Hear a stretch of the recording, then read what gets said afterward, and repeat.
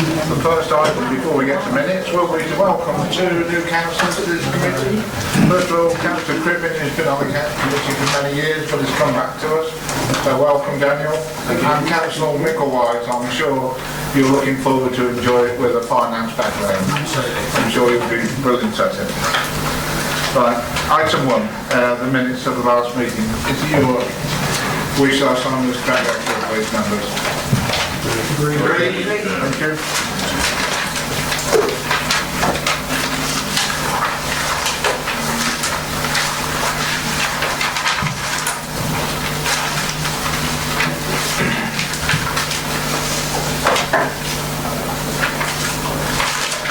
Apologies for absence. Apologies received from Councillors David Jones, Malcolm Longley and Stephen Daventry. That's for a full house otherwise. Right, members' interest, disclosable interest. Councillor Owen Swift. I would just like to say that the applicant for the first application did call me at home, but I listened and I said I will keep an open mind and I will not discuss any further. Thank you. Thank you. Councillor Parker. Yeah, under application 273, 274, 275, because I know personally the applicant, as I've done before, I'll leave the chamber and take no part in the meeting. Thank you, Councillor Parker. Councillor Ritchie. Likewise for Councillor Irving Swift. I suspect that many of us have had many approaches with these applications. Okay. I regret I've not taken a decision. Okay, may never fail late, so I'm all right. Okay. So no other interest. Party whipping arrangements? No. That's members of the public. We don't get together as party animals and decide everything and vote on applications beforehand. Right, there's a bit of an alteration on applications, on the order we're taking them.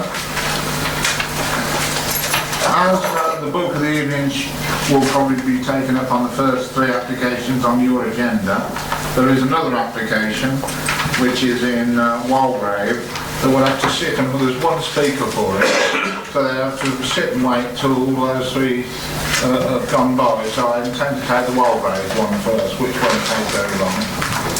So Walgrave will be going first, and then the order as per the agenda. There are 2 applications that have been delegated. They're delegated approvals. 3? Oh yes, yeah, I beg your pardon. There are 3 delegated approvals. First of all, the one in Barbie, which is on page 146, and the one in Snowston? Yeah, but not the other one in Snowston, which is on the page 162, and also the one in Chapel Brampton, which is on page 172. For not having a valid planning reason, and the other one, the county surveyor's reason wasn't an adequate reason. Okay, so they're delegated approvals.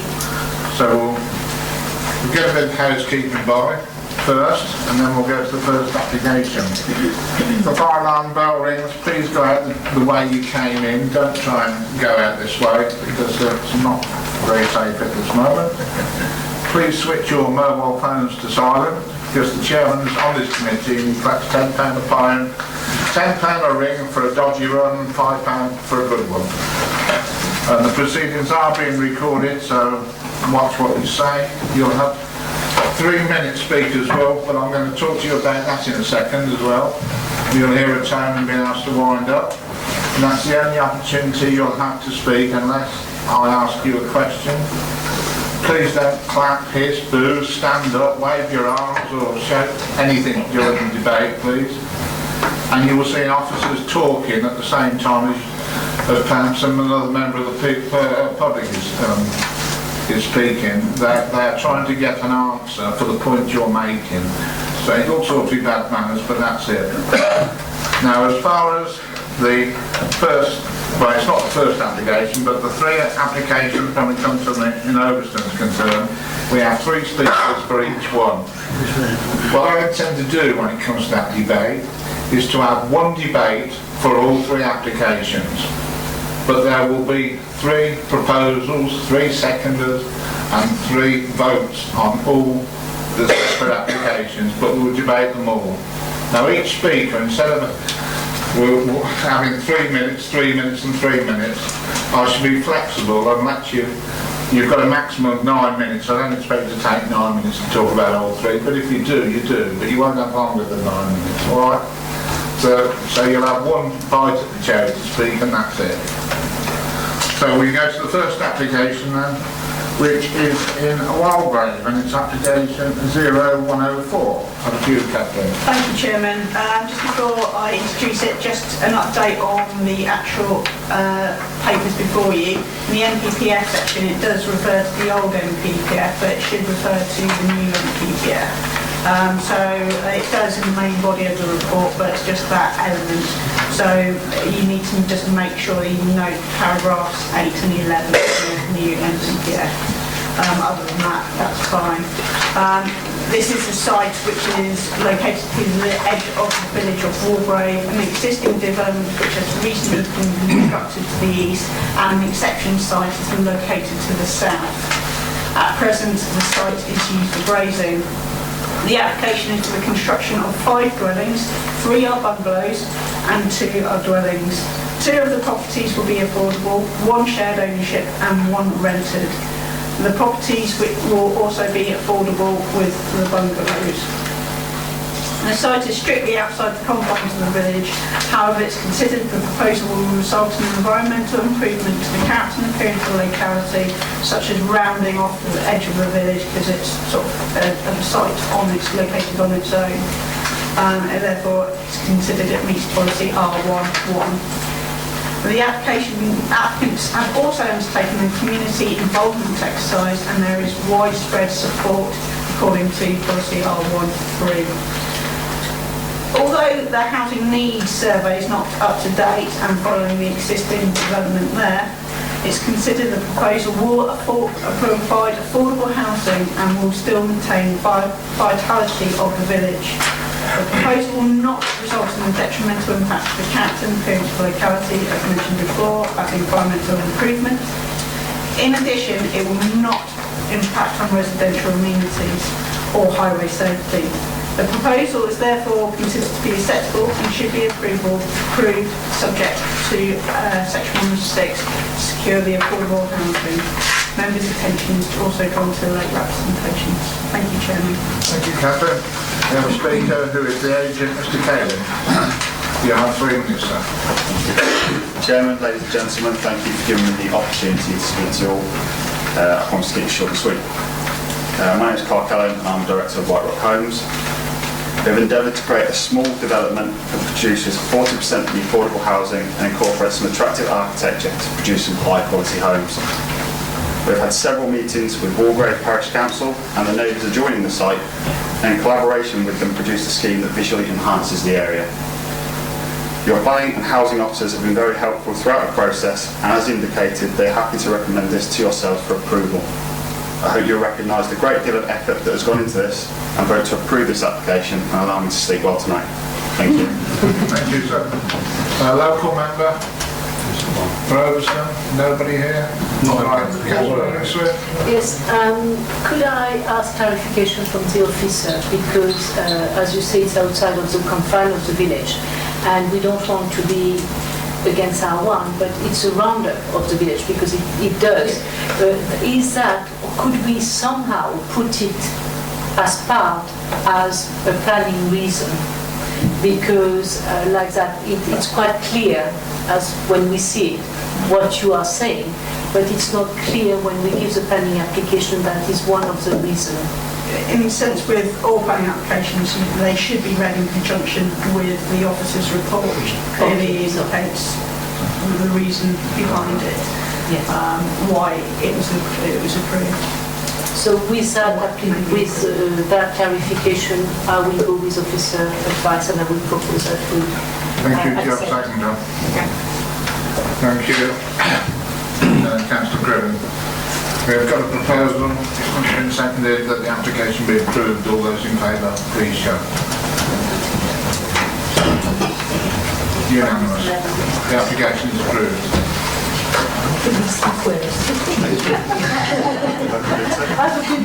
If they're all that quick, we'll be home in 20 minutes. Right. There are now 3 applications in Overstone. So, I'm sure you know the numbers. 0273 is the first one, followed by 0274, followed by 0275. Right, over to you, ladies, to present it. Thank you, Chairman. Members will recall these applications for the restoration and conversion of the hall as they were presented to the committee on the 30th January of this year with recommendations for approvals. Officers had expressed concern regarding the applicant's ability to fully comprehend the physical condition of the fabric of the hall and its capacity to accommodate the proposed ambitious scheme of full restoration in the absence of a full structural condition survey. Historic England had also expressed significant concerns about the level of information submitted and did not believe that the local planning authority could determine the applications on the basis of the information. The uncertainties are many and there is potential for a much greater percentage of loss of fabric than is currently prescribed, currently 52%. Despite repeated requests for further survey and investigation works to be carried out, an impasse has been reached as the information has not been forthcoming and the applicant structural advisor maintained that it's not safe to access the building or work within proximity to make further investigations. The applications therefore rely on high-level methodologies of the conservation engineering strategy and a generic repair specification produced by the project architect. Despite the concerns about safety of the building fabric, the applicant's engineer considers the building can be retained and restored, and consulting engineer employed on behalf of the council does not dispute this. Officers therefore consider the applications could be determined on the basis of the submitted information by expressing their support for the general approaches put forward by the applicant to achieve the repair and restoration of the hall, but stress that any permission would be in principle and would be supported by suitable set of conditions and agreements based on the sequences and the priorities described in the conservation engineering strategy. These conditions cover all aspects of the phasing, repair and stabilisation works, and the gathering and dissemination of further information and the review of methodologies and priorities for the work, etc. The application for enabling development for 52 dwellings was not presented to the planning committee with the other applications in January. Members were asked to consider the planning and the heritage merits of the applications for the restoration and conversion of the hall only. Determination of those applications would not have prejudiced the council's assessment of the case for enabling development. Members resolved to defer the decision on the application for the restoration and conversion of the hall until the current phase 1 approach put forward by the applicant had been reviewed in order to determine the true extent of the works required, stabilisation, clearance, repairs, to enable safer access to the building. This would allow for more detailed assessments of the condition of the structure and analysis of the fabric to determine how much of the existing structure is capable of being retained and how the repair and restoration could be achieved. Members also requested that the planning application for the enabling development to be heard at the same committee as those detailing the restoration for the hall. In March 2019, the applicant commissioned core sampling of brick and mortar from various locations within the building structure. Test samples were taken at a range of heights from the exposed and fire-damaged walls. Having analysed the samples, the applicant structural engineer describes the bricks as being in good sound condition with no significant evidence of having been adversely affected by either the 2001 fire or the subsequent years of exposure to the elements. He goes on to say, from our experience, previous visual inspections and from our examination of the samples taken from the hall on the 5th of March, we consider both the lime mortars and bricks to be structurally sound. The analysis of the samples has added greater certainty to the conclusions we previously reached regarding the suitability of the walls to be reused and the extent of rebuilding required. The defects and works therefore previously recorded in our conservation engineering strategy do not need to be amended, and our guidance on the planned extent of the wall removal and replacement remains valid. The testing methodology and findings have been reviewed by the Council's consultant structural engineer. It is concluded that sufficient test samples were taken to allow an understanding of the general condition of the brickwork and mortar. The engineer agrees in general terms with the conclusions reached. It is noted that there are planned increase in dead weight from the original design intent with the insertion of precast floors. This will be offset to a certain extent by the planned reduction in dead load overall acting on the walls. The consultant engineer advises that compressive testing of the brick samples would be useful to confirm the strength and establish that there would be no crushing issues at the low level from this dead weight increase. However, the engineers agree that whilst brick strength testing is necessary to determine the proposed floor spans and detailed design, this information is not essential to inform the assessment of the planning and the listed buildings applications. The results would seem to indicate that the vast majority of the bricks can be reused. This would increase the likelihood that the higher level courses where the mortar is in poor condition can be removed, cleaned off and subject to assessment reused. The additional survey work contributes further to our understanding of the condition of the fabric of Overstone Hall. It is in no means full review of the phase 1 approach, but once again the applicant has indicated that no further investigations will be undertaken at this time. No other elements of the applications have changed. The remainder of the report and the recommendations are as previously presented to Planning Committee in January. Therefore, the application for the restoration of the hall are recommended for approval set out in reports. In addition, the recommendation is for approval, not to be approved. And the conditions regarding the PD rights need to be taken off the conditions. Members' attention was also drawn to late representations. It is noted that there are additional comments from the third parties in respect to alternatives to the hall. However, there is no current prospect that these may happen as they do not own the building. The applications for the restoration of the hall are the first application since the fire in 2001 and to secure the long-term future of the Grade 2 listed building. The anticipated conservation deficit anticipated is in excess of £21 million. It is necessary to secure Overstone Hall, which is of national significance. This is through enabling development. The applicant has an option for some land to the north of Overstone Hall to construct 52 dwellings. The original proposal was for 60 dwellings, however this has been reduced following officers' comment during the application process relating to the impact on the hall. The previous 8 houses were close to the hall itself. The anticipated funds released by this development to help secure the Grade 2 listed building will be £3.5 million towards the first phase of restoration of the hall. The first phase is anticipated to cost £4.2 million. Therefore, there is a shortage of £700,000. The applicant has provided details on how the monies generated will be used for the restoration of the hall. The applicant does not currently have any other land available for the remainder of the dwellings required for the restoration of the hall. The total number of dwellings required for the full restoration of the hall is likely to be around the 250 mark. The first phase of enabling development will not secure the long-term future of the building. There are no other proposals for other schemes for enabling development, i.e. there's no overall master plan. The construction of 52 dwellings will not be located within the park, will be located within the parkland setting of Overstone Hall. This parkland setting has been eroded over the years with other modern development. The proposal will further erode the setting of Overstone Hall with modern development. Although impact has been reduced through the removal of 8 dwellings, there is still harm, and this harm is considered to be less than substantial.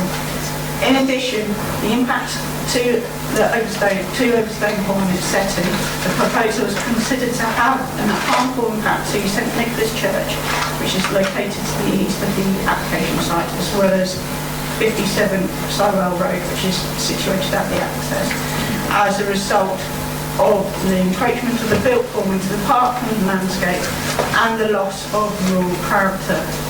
The new access will urbanise the character of the existing rural lane, which currently does not have any footpaths leading to Overstone Hall. This impact is also considered to be less substantial. The access to the site is required to be modified to accommodate the proposed new development. This will result in the existing walking 55 Sywell Road being moved back to create footpaths on either side of the road.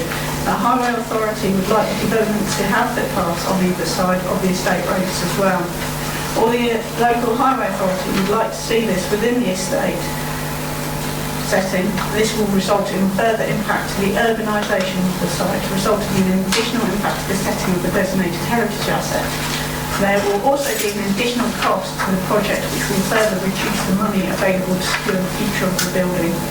It is also considered not to be necessary, and the impact to highway safety is considered to be acceptable. It is therefore unlikely the proposal will result in a detrimental impact to highway safety. It is unlikely the proposal for the 52 dwellings will not result in an impact to amenities of the existing residents or the ones proposed. The existing housing and the proposed housing will be in excess of 21 metres. The application for the construction of 52 dwellings within the parkland setting will have a harmful impact to the setting of Overstone Hall, St Nicholas Church and 57 Sywell Road, as well as the character and appearance of the village, which is typically a linear village.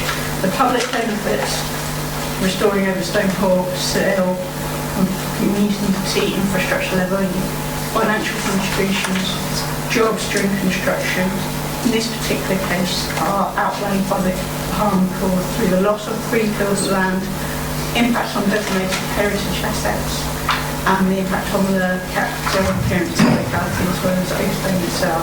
It is noted that the applicant wishes to restore the designated assets. It is considered that the harm is not outweighed by the public benefits. The application for enabling development is therefore recommended for refusal. As set out in the report, members' attention is drawn to elect representations. Thank you, Chairman. Thank you.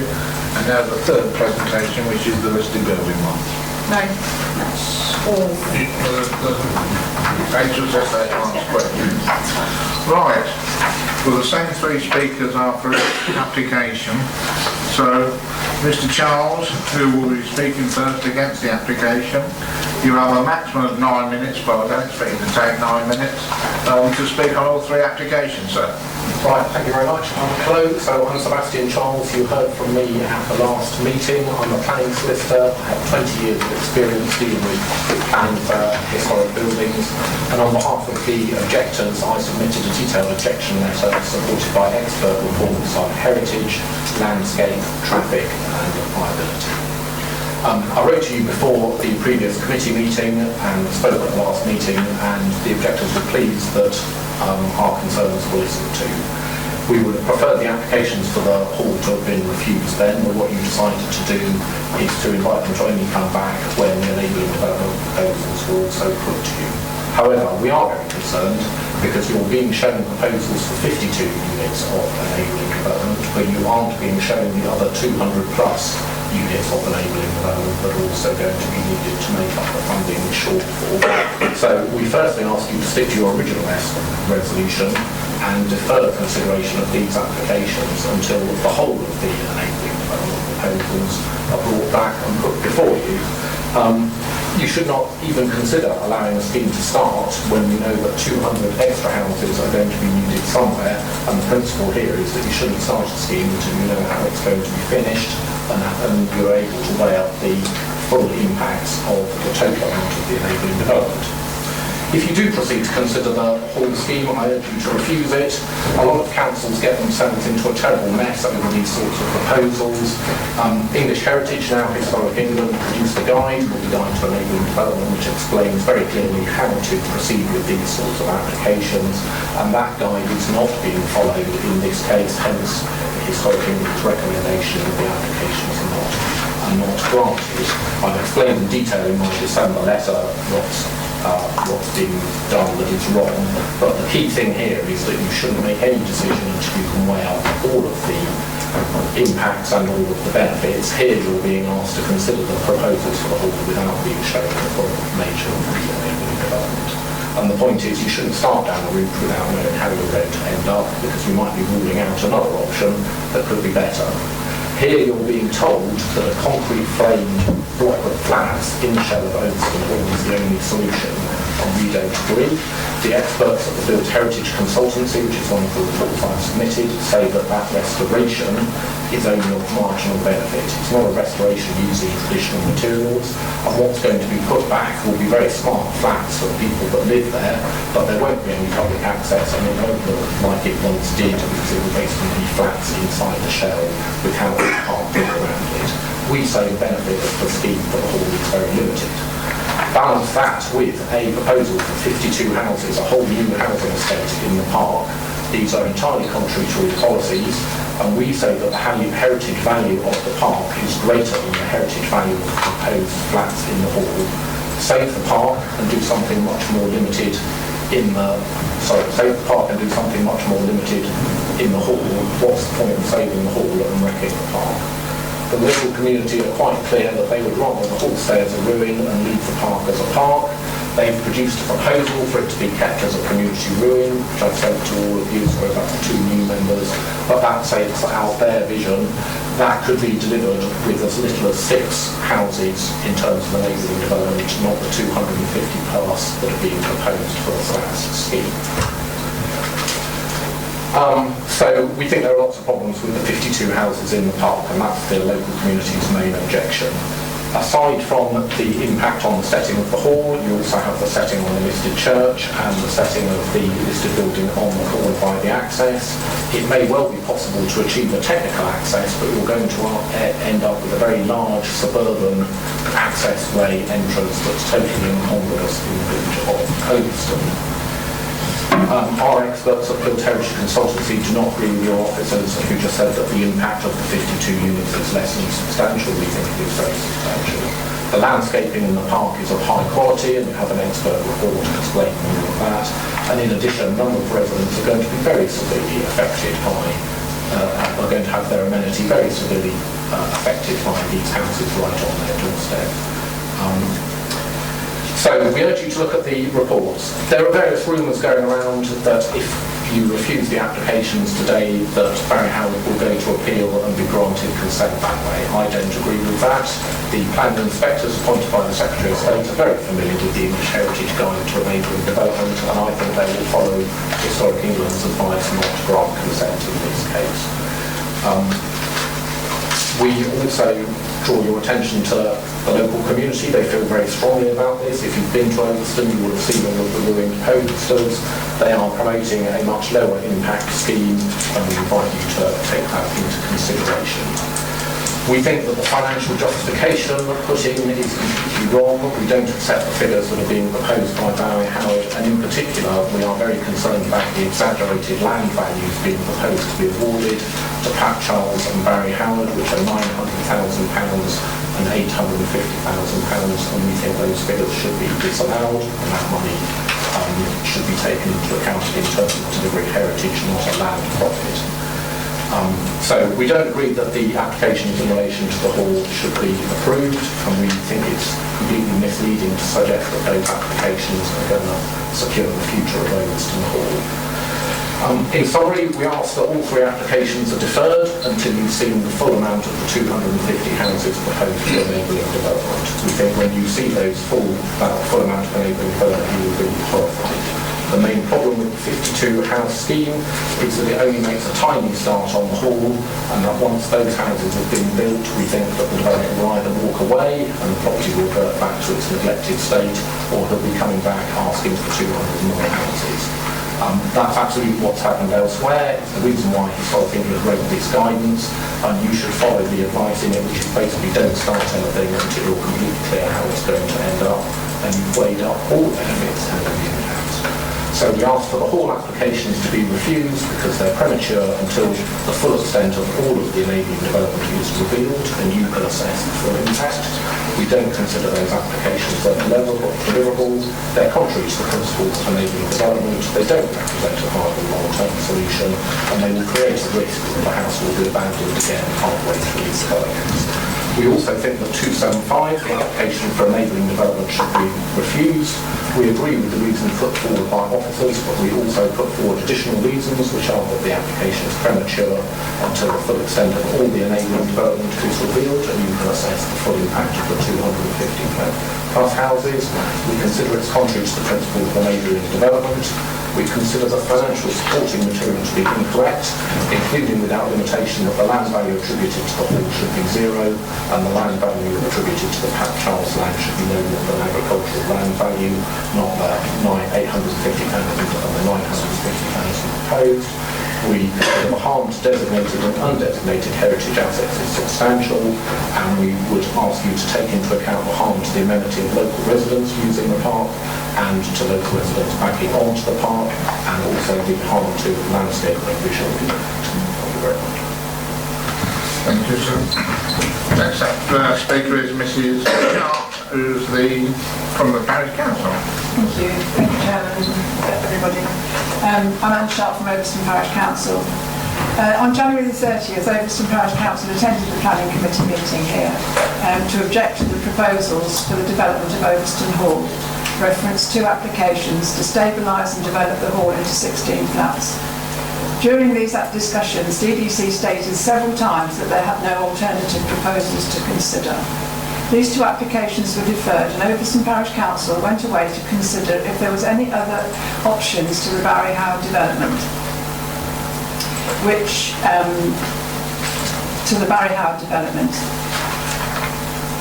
was also include the proposal for the 52 enabling developments on Church Park farmland. This enabling development, which would have otherwise normally been unacceptable, was part fund to restoration of the listed asset and would not otherwise have been restored. National Planning Policy Framework, paragraph 40, states that the local planning authorities should assess whether the benefits of the proposal to enable development, which would otherwise conflict with planning policies, but which secure the future conservation of a heritage asset, outweigh the harm of deviating from those policies. We also note that Historic England remain concerned that the enabling development proposal in the parkland would not actually achieve much in the terms of progressing the restoration of the hall, but cause harm to its setting. The full extent of the enabling development is still unknown and could potentially be harmful to the historic environment. Therefore, the current application does not meet the requirements of paragraphs 189 and 190 of the National Planning Policy Framework. The applicant has not demonstrated that he has sufficient knowledge to renovating a heritage asset to the magnitude, to the complex of restoration to the acceptable standard, or even to provide sufficient further information as requested by the Planning Committee on the 30th of January. It is also worrying that recently submitted papers state by police and highways that they have voiced their concerns regarding ongoing safety and access. Overston is a linear village.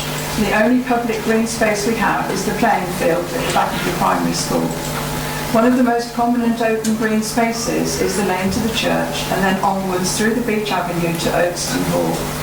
The villagers have always been given public access to this area for hundreds of years, and access to beyond the church has only been denied to the village since Barry Howard bought the hall.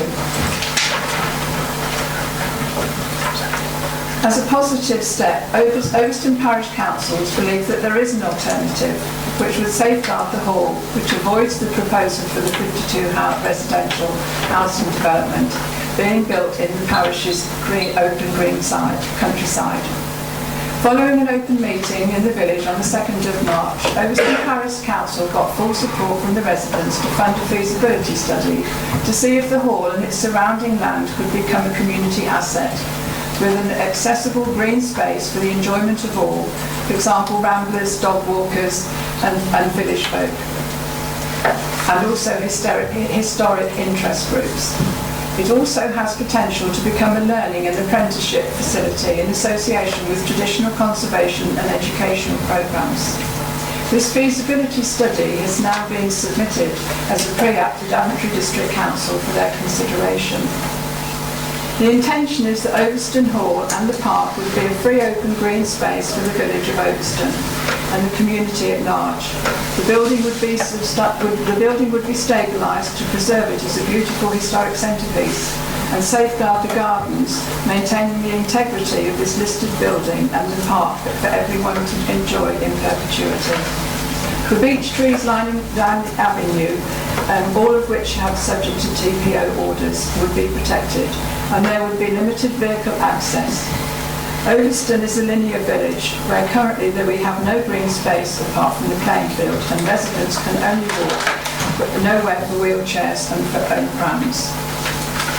Maintaining the integrity of this listed building and surrounding parkland would secure the green wedge for the village and Northampton, protecting the surrounding villages and Northampton from coalescence. It would also provide a continual habitat for wildlife and protected ecology. Once completed, this green space could be used for educational purposes for local schools and colleges and could provide opportunities for residents to improve their health and well-being. The building would not be converted into commercial gain, but as a living ruin that could be safely explored by the public and used by different groups in appreciation of the care and conservation and adaptation of this historic building. Please note that a recent DDC strategy group report, reference 4.7, was considering various options for the hall, named option E, seeking to stabilise the hall as a ruin, very much in line with our vision for the future, and this wider use by the public and others. This alternative option would also safeguard the surrounding parkland from development and become the biodiversity and local ecology of flora and fauna. Many of the trees in the parkland and around the hall, as well as the beach avenue, are all protected by tree preservation orders.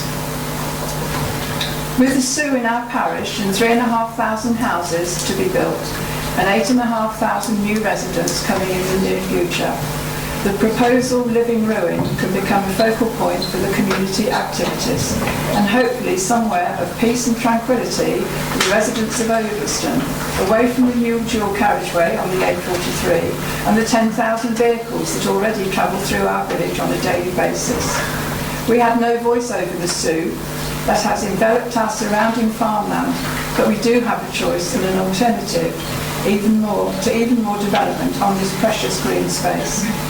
Overston Parish Council respectfully requests that you refuse all three of these applications put forward today and give due and serious consideration to our proposal for a viable alternative.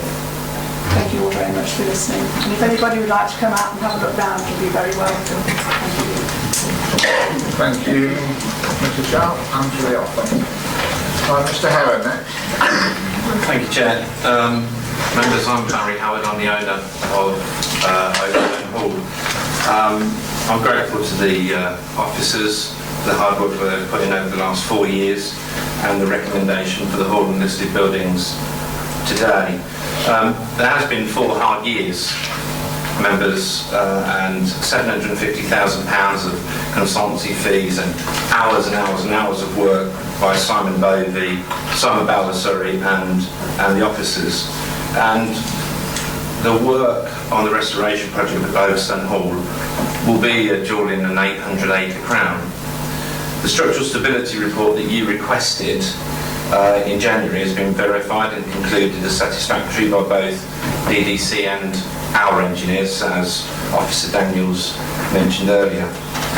And in between then and now, the full council has once again unanimously voted to support the restoration of Overston Hall, and we're grateful for that. Thank you.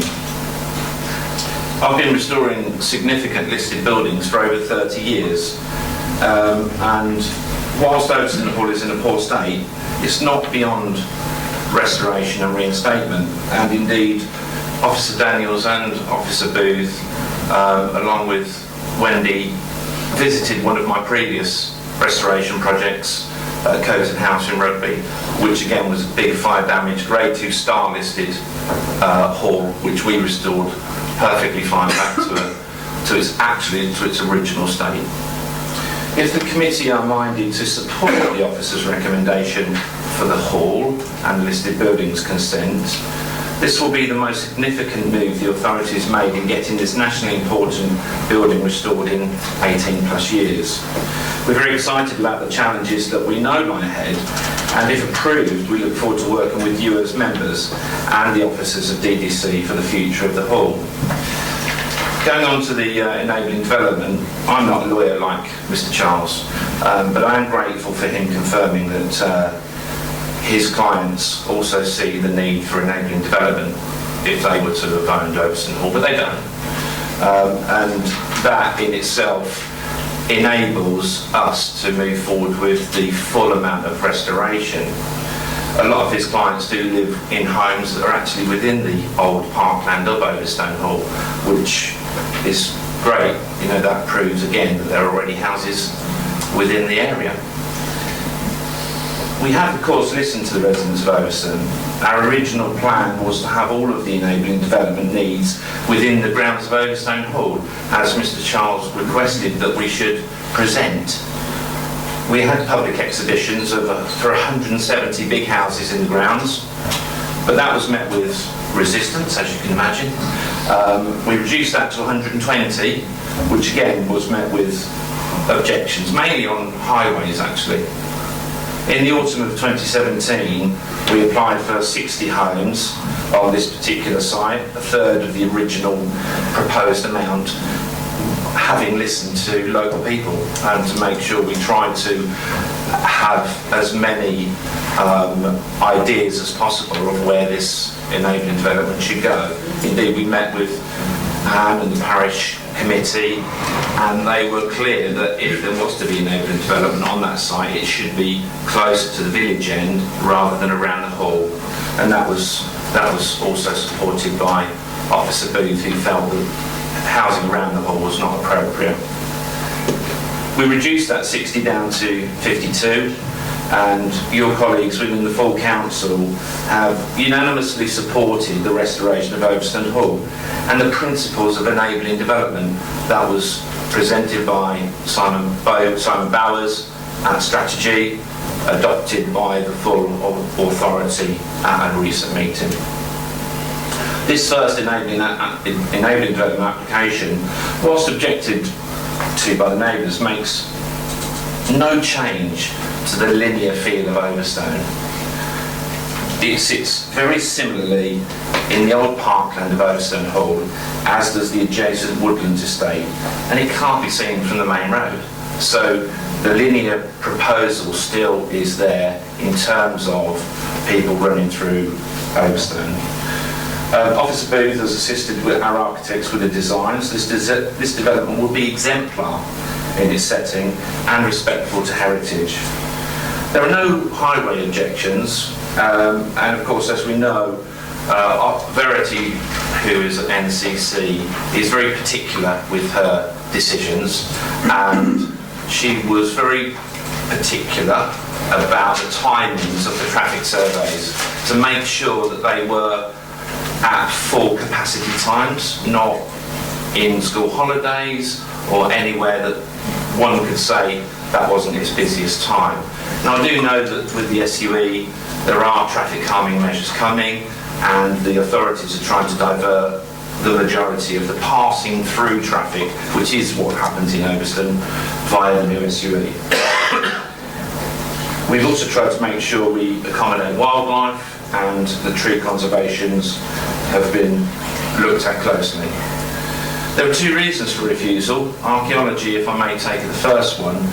Mr. Charles, the current landowner, has waited a long time for these applications to come before you, and at the time of the request to send the bulldozers in to do the archaeological dig, he was unable to free the fields from his livestock.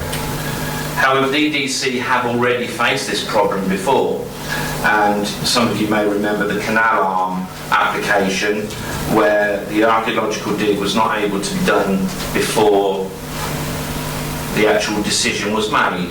So therefore it was conditioned, and one assumes that that means that Daventry District Council have got a precedent of sorts, and an archaeological dig could be conditioned later on.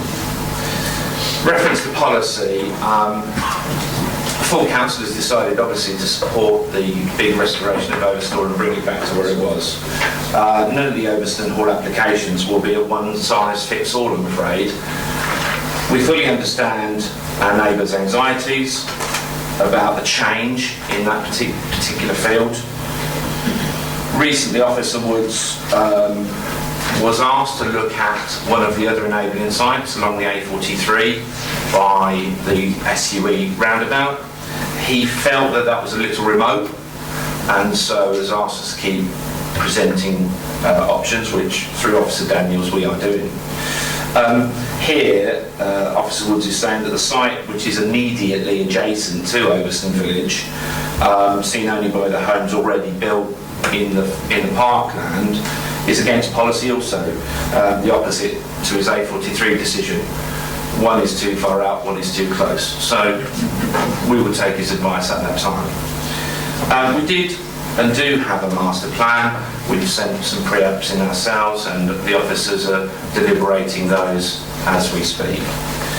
So this is where the full council's decisions require this committee to make the tough decisions on the detail. Those of us who've been around planning and development for 30 years have seen many unpopular decisions upheld and overturned. As I say, we fully understand our neighbours' anxieties about the change to their view. But we have tried to level the balance with a considered and stunning development kept away from people's back gardens and further down the hill. Getting the hall started and taking our neighbours' views into maximum consideration. The ward councillor objected to the larger scheme of 170, which we put forward, which would have made the biggest impact. But he hasn't objected to the 52. He has made a balance, as have highways. This addition of homes will enable the village's namesake, Overstone Hall, to get the huge kickstart it deserves, and still leave over 700 acres of land around it. Can you wind up? Yeah, I hope this committee takes the decisions to find the balance for the whole. Thank you.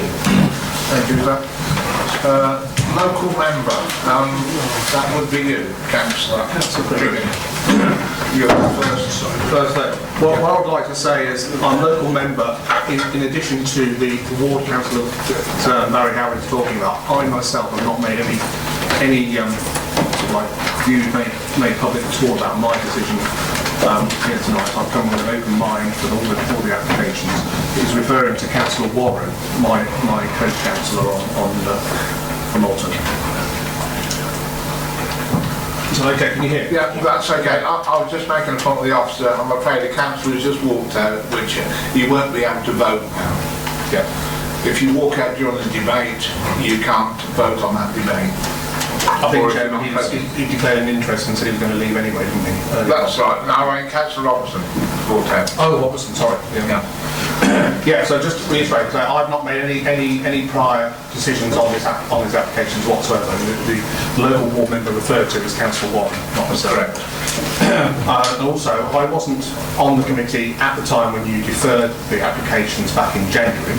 Correct. But I am very aware of what's gone on. I've been local ward member with Councillor Warren for Malton and Overstone Ward since myself since May 2002, shortly after the fire itself. I'm fully aware of exactly of how this application, this hall has been dealt with over the years. We've been trying very, very hard as local ward members and also as in parish council to try and do something to protect what's left of this house. And I commend Barry Howard and his company in putting forward some views, which is the first sort of views that we've had in the 18 years since it burnt down. To be fair, we couldn't get anybody to do anything about it until Barry Howard came forward. Now I appreciate what he's planning on doing is upsetting quite a few people within Overston. We have denied 3 applications, which I understand we're all having one debate on everything. We've got 2 applications, it's the listed building and the normal application to amend the building itself, which is recommended for approval, and the one for enabling development, which is recommended for refusal, just to clarify the members on the committee. Now, I feel that Barry Howard Homes have worked very well with Daventry District Council to try and get some recommendations forward that we can look at and we can make a decision on here tonight.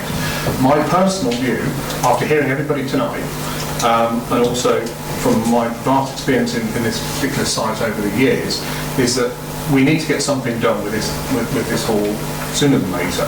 Now, the only option we have before us at the moment is Barry Howard Homes.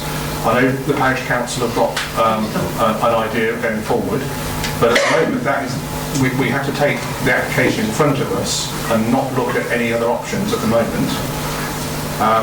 The applicant is the owner of the property. Sadly, Overston Parish Council do not own it, and I'm at a loss to think how on earth we can get the funds that would need to actually put that forward. Whether the Parish Council could actually afford all that. I appreciate that they've got some plans going forward, but I think we need to look at the application here tonight. I personally feel that we should not defer this any further, and we should accept officers' advice on the first 2 applications, that we approve those. This, I understand, will probably open up other options for the enabling development. From what I understand, the process at the moment is that we've only got an application here for the enabling development of only, say, 52 houses, which is going to be no way going to pay for the whole restoration. So I think we need to have an enabling development application come back for the full amount, but it doesn't mean to say we cannot approve the first 2 tonight. And I would put forward a proposal that we approve the first 2 applications, the listed building and the application for the homes within the actual Overston Hall itself. And I would put that forward as a proposal. Going on to the 3rd application, I can see the concerns that the parish council and the residents of Overston have, and I would not personally want any development within the park area at all. So I would suggest that we go with officers' advice on the 3rd one and refuse that for the reasons that the officers have put forward.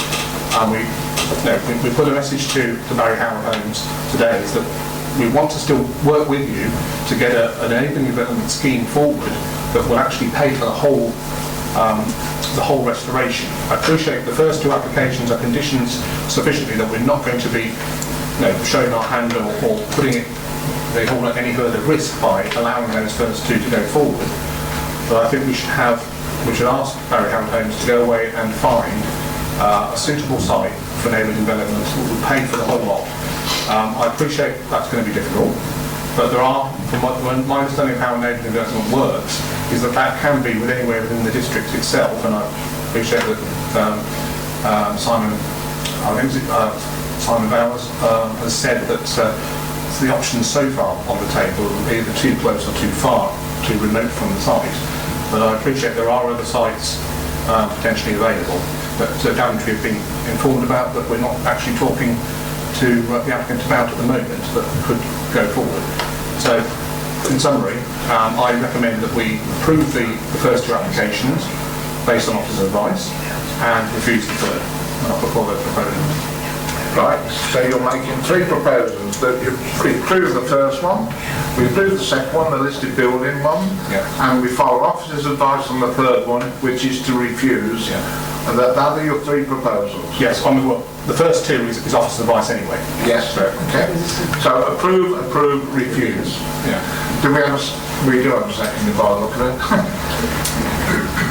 Councillor Wingsworth. Yes, I would like also, I know that we listen to all the debate, and I know that some people will say that changing the whole in flat and so on is not maybe the best option, but I think when you read all the report, I think it is a good option and it doesn't change the look of the hall. Inside it does change, but outside it's safe and it will allow the hall to be safe. I have one thing, and it depends of the proposer. Highway ask local NCC, local highway authority, ask if the south end of the site be permanently closed up, and that I would like, if it's possible, to be agreeable to our things that we do what the local authority highway proposed. Secondly, for the second part, which is the most important part, for the 52 houses, I think it's against English heritage to have, in their guidance, to have an outline. So I think when we have the first part behind us, I think Mr. Barry Howard and his company could have two solutions: sell the whole and somebody can do it as it is, or bring us in front of us a complete enabling proposal that is not outlined but is absolutely well formed, and we will know exactly what we are dealing with. So I go, but I would like to see if we could have the highway condition added on the first. So before we get to more speakers, I just want to clarify what you're doing. You're seconding the proposer's proposal on all accounts, but you're asking the proposer whether he'll agree with a highway condition that you're talking about. So I'm going back to the proposer. Will you agree to include that? Yes, I mean, when I was reading the reports, I saw that myself as well, and I have no objection. So you're happy to? Yeah, I'm happy with that. Right. Right, I'm going back, absolutely. It's pretty much closed already. Yes, exactly. But so it I think there was a suggestion that there'd be bollards put in that the emergency services could actually remove if necessary. Yeah. Okay, Councillor Chandler next, then Councillor Ritchie. Thank you, Chairman. As the Council's heritage champion, I fully endorse the Council's corporate target to restore, reuse or sustain productive use of listed buildings with the particular mention of Overston Hall and Wheaton Depot. I have worked with Historic England from the chairman downwards or upwards, depending on your point of view, and I would like an opinion from our legal support chairman on two matters, if I could ask through you. Firstly, is it the case that we are not bound by the guidance from Historic England? It is guidance, but it isn't confining. And secondly, can we be clear that whether or not an applicant can afford to carry out a proposed development is not a planning matter? Not bound by the guidance, it is as it says it is, it's guidance. And how this project is financed is not before this committee. Thank you. I wanted to make sure that everybody appreciated that. Thank you. Councillor Ritchie. Thank you, Chair. I agree with officer's advice on the enabling development. I'm totally with them on the arguments, so I don't propose to say more about that. My concern is on the two applications. that concern the hall itself. Clearly, it's a heritage asset, but when you break that down, what exactly does it mean? It suggests it is something that has got a public benefit. But a public benefit for whom, and what is the nature of the benefit? I would guess that the people who see most of it are the people who live in or around Overster. And they're the people who don't like the idea of what has been proposed.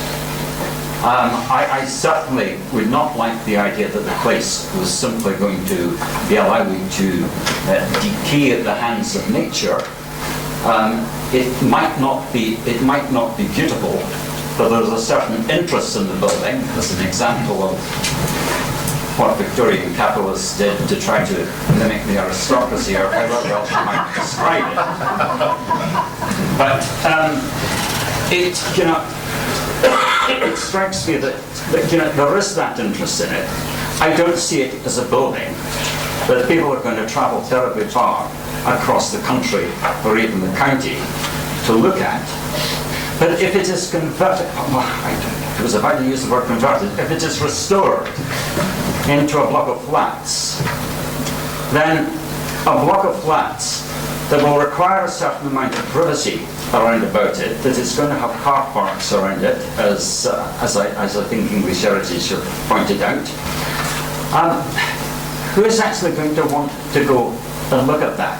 And when it gets to that stage, is it actually an asset? It might be a heritage asset in terms of how it is categorised by English Heritage. But whether it is anything of public benefit is where I would start to have, a few questions. I was certainly impressed with the ideas that were put forward by the parish council. The point has been made that the parish council doesn't own the place, which is, I agree, is at the moment a little bit of a problem. I assume that Mr. Howard purchased this building to do something with it.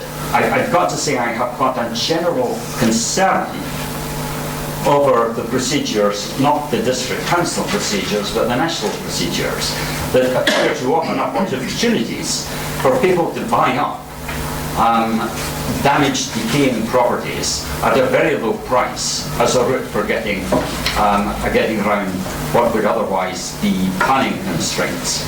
I'm not accusing Mr. Howard of having done this in this case. I'm sure he has been motivated by his interest in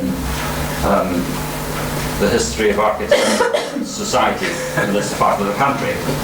But I think that we do need to think a little bit more about other, not better ways that this could be used. I think that what has been proposed, it does strike me as being more of a conversion rather than a restoration.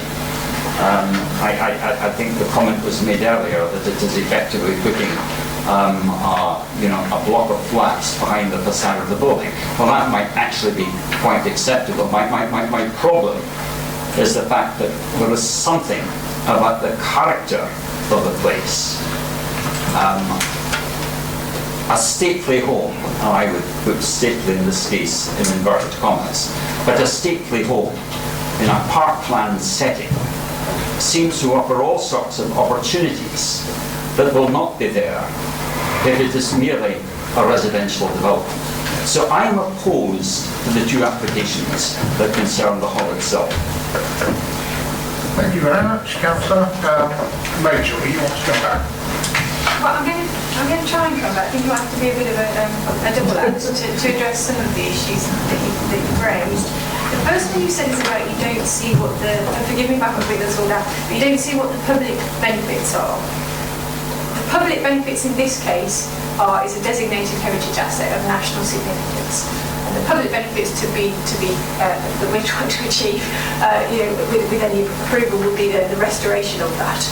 As part of the assessment of the applications, the significance of the building has been identified and assessed by both the applicant and by ourselves as a local authority.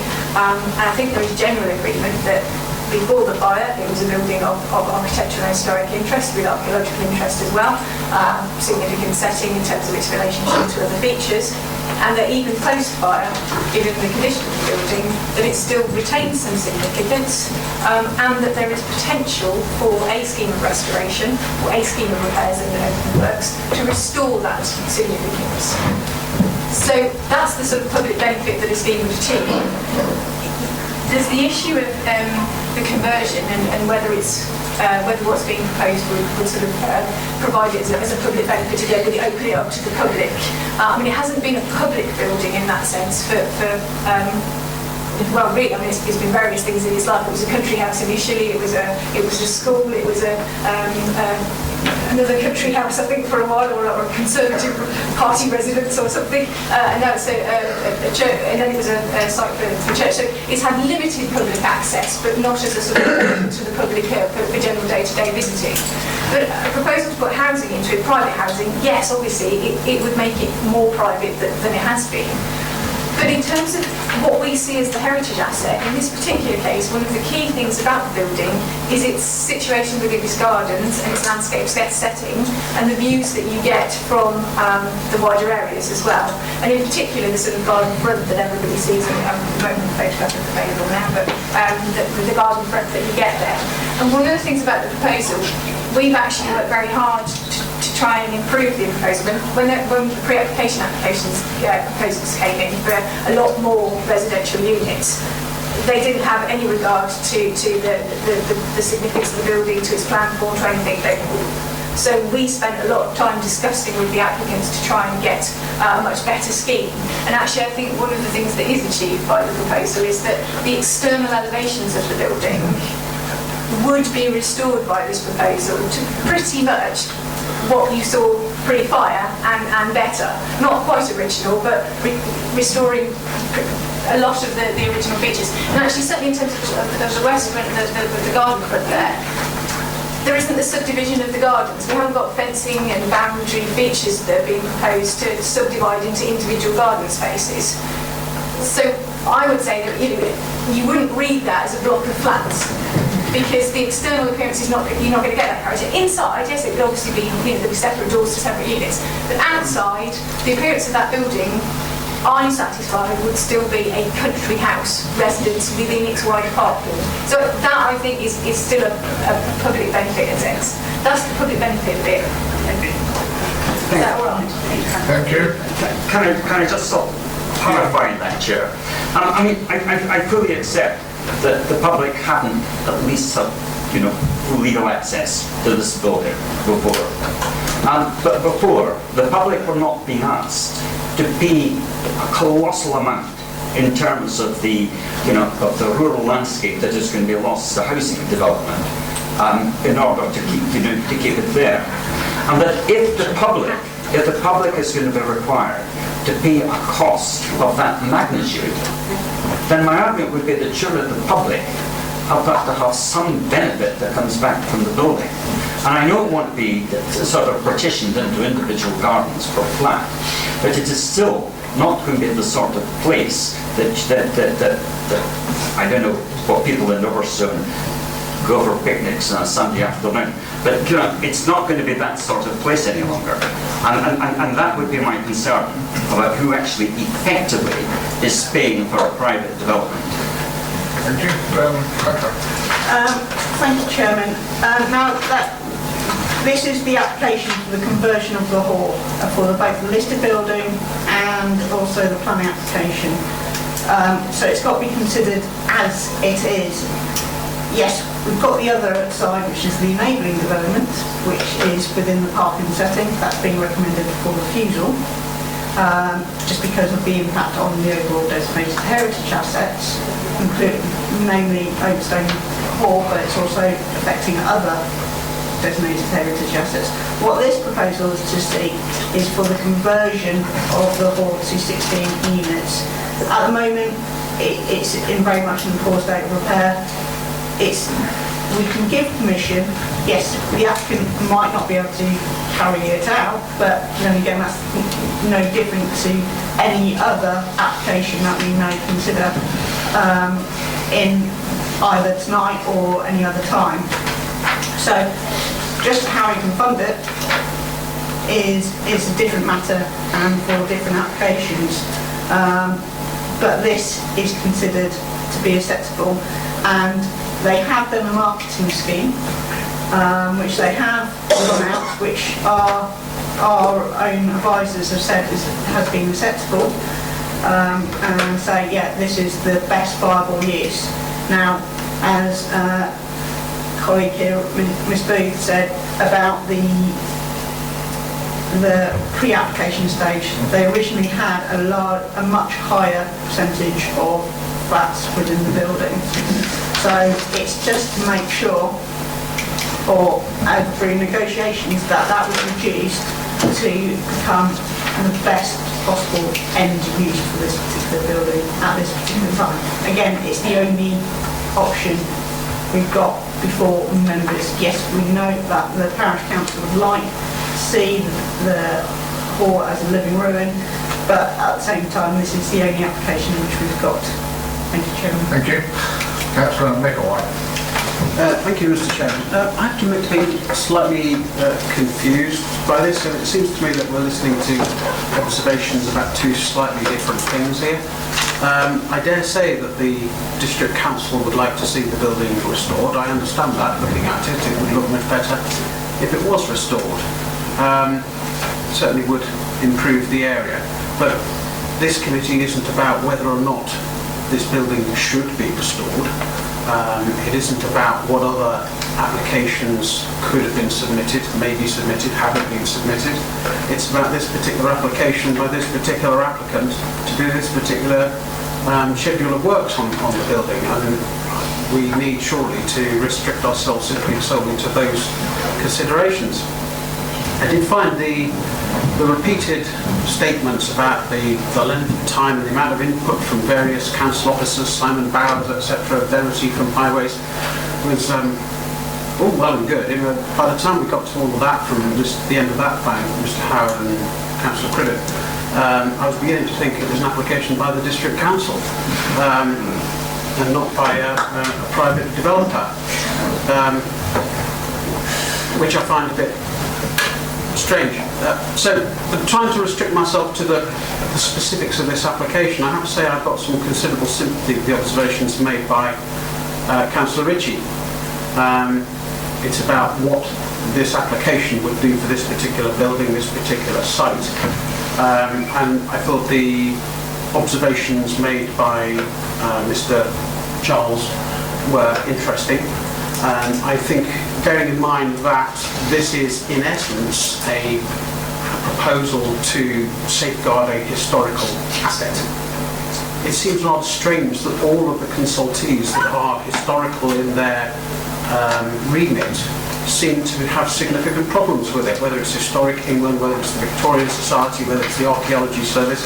Some of those may have been overcome to a greater or lesser extent, but it seems odd that a proposal to try and allegedly save a historical asset should have so much opposition from those who are tasked with safeguarding historical assets. I also find it very persuasive the vehemence of the opposition from Overston Parish Council. They are the people who have to live in the area, and I think that's a very powerful point that's been made. So on balance, I'm inclined to agree with the officers on the third of the recommendations, but I'm not at the moment particularly persuaded on the first two. Thank you. Is there no more speakers? Can I ask a question? If for no reason, risk of constricting council rights statement there, but just to help me put this application for the flats in the context of other options which may or may not have been considered. I know that there's been considerable discussions and work between officers and the owners over the last 4 years. You explained that eloquently, but the risk of asking what might sound a slightly relevant question, I'm just interested to know whether or not in the course of those discussions other possibilities like a hotel were explored. I'd like to ask that. I know that... For you, Chairman, there was a marketing exercise and there was also to determine what was the best end use. where potentially there was also saying what would be the best end use, whether it's commercial, whether it's a hotel, but in the end, it's been... That's what I want to know, so everything was looked at. Right, we're going to vote first of all on the first application. Now, to be dead sure, we're talking about the application numbered 273, which is the application for the conversion to 16 residential units, which has been proposed and seconded, that it be approved. All those in favour? So with a modification of the... Oh, with the addition of that condition. All those in favour, please show. 1, 2, 3, 4, 5, 6, 7. Those against? 1, 2. Right, so that application has been approved. The second application is the listed building one, which is 0274.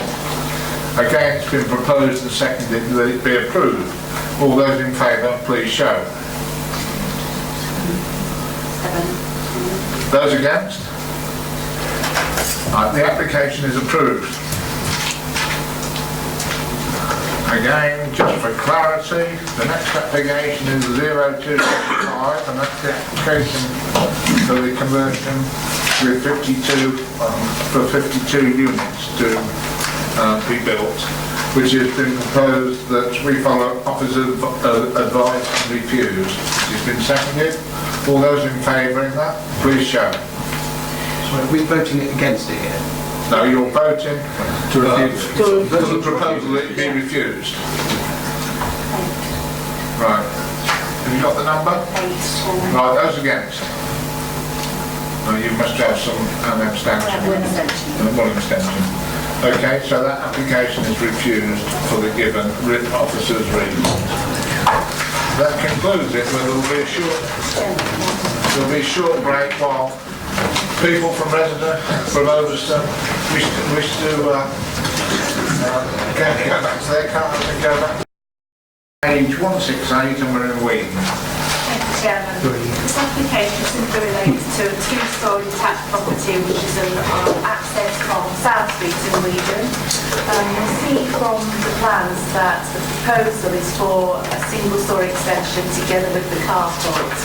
If you read the report, you'll also see that there aren't any objections from parish councils, and officers are supporting the proposal. The reason why the application is before members tonight is that the County Highway Authority object to the application because they feel that the third parking space and its ability to be occupied is compromised by the position of the central parking space. Officers have to draw attention to the fact that until very recently there was no off-street parking available for this particular property, and it's only as a result of removal of part of the wall that this particular property has recently benefited from off-street parking. So the provision of 3 spaces isn't any different to its current position, and whilst it doesn't necessarily comply with the Highway Authority standards, in officer's opinion, it wouldn't necessarily compromise any highway safety either. And as such, we'll recommend this application be approved. Thank you. This was so close to a delegated decision, not coming to committee, I can assure you. Right, Councillor Smith, but I'll remember. Yeah, I'm very familiar with this site and South Street. I walk one of the family dogs, Dexter, along there every day. I would full support to go with officers' advice. Clearly it's a bit of a challenge going on and off the drive, but it is now, so we've refused it. And the way they park their cars at the moment, if anyone remembers back in the 70s, the television programme Butterflies, when we had to move all the cars around, that's what they do now, so I think we should go with officers' advice.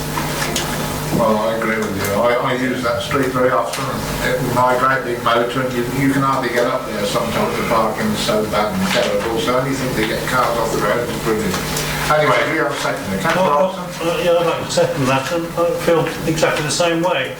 I mean, unfortunately, we have to live with muddy cars these days. Yeah.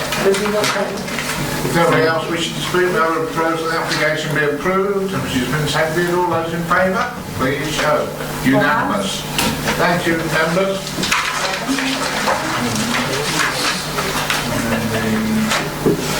And the very last one is only on here because it's a DDC application. Abby South, over to you, officer. Thank you, Chairman. Members will be voted for this particular building, it's the Abbey building, and as a result of the move of the library to the Abbey building, there are a few changes proposed to the there's one which is this banner here, and then there's also another sign on the wall itself. It's just to incorporate the Library Plus advertising which is on it. As we don't think that it has any impact or any detrimental impact on the conservation areas or on the streets of the office, so therefore recommend this application be approved. Thank you. Councillor Oakley, you're the local member. Yeah, I propose that we accept officer's advice on that. I propose we sell them off because it's a retrospective book, so it's there. I was going to say, is that there already? Right, so you've got a proposal that be approved, has it been seconded? It has now, thank you, Peter. All those in favour, please show. Again, unanimous. Thank you. That concludes the meeting. Ladies and gentlemen, thank you for attending.